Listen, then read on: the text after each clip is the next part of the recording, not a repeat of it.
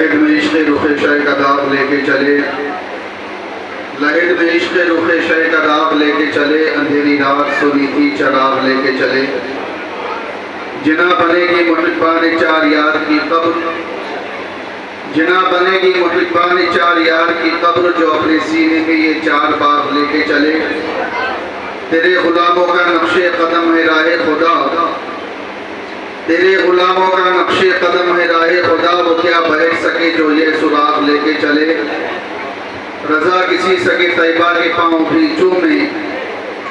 رضا کسی سگے طیبہ کے پاؤں بھی چومے، تم اور آ کے اتنا دماغ لے کے چلے۔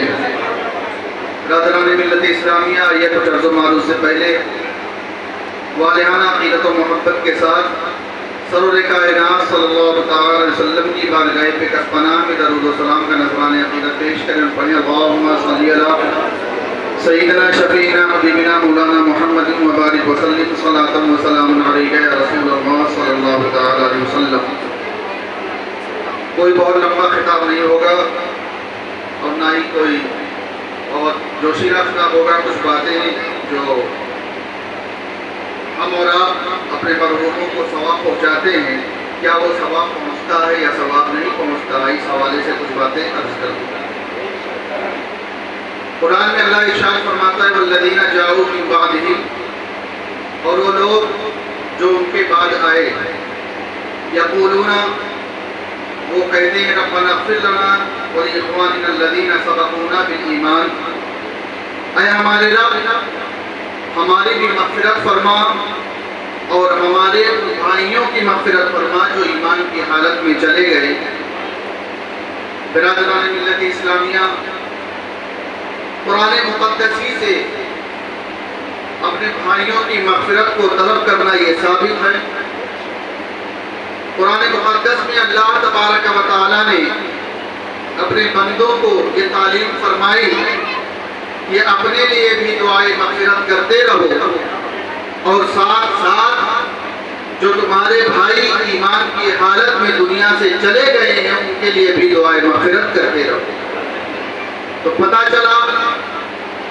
دعائے مغفرت کرنا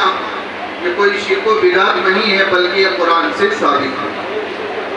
اور اللہ کے رسول صلی اللہ تعالی علیہ وسلم نے ارشاد فرمایا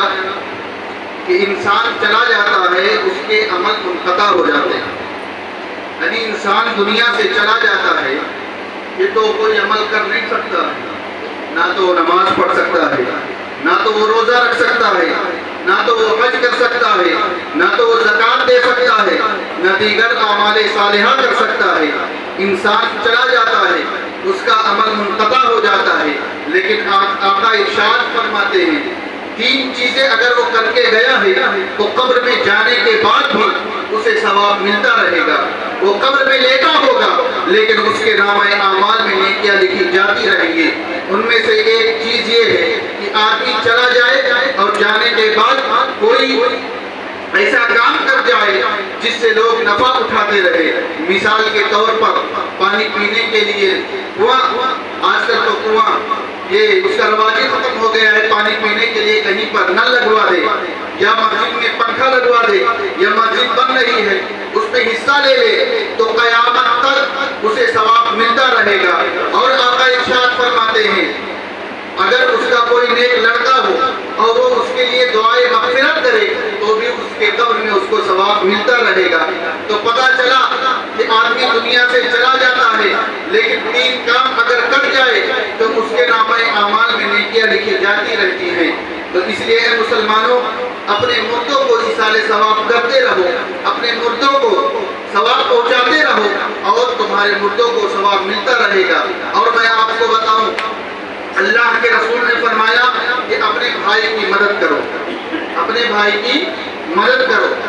اب جو زندہ ہے اس کی مدد کیسے ہوگی؟ اگر وہ پریشان ہے اس کی پریشانی دور کر دی جائے،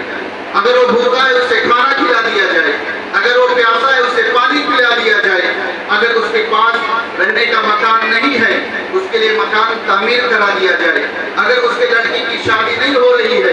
اس کے لڑکی کی شادی اس وجہ سے نہیں ہو رہی ہے کہ اس کے پاس شادی کرنے کا پیسہ نہیں ہے، اسے پیسہ دے دیا جائے۔ تو اللہ کے رسول نے فرمایا اپنے بھائی کی مدد کرو۔ تو اب یہاں مدد کرنے کا حکم دیا گیا ہے،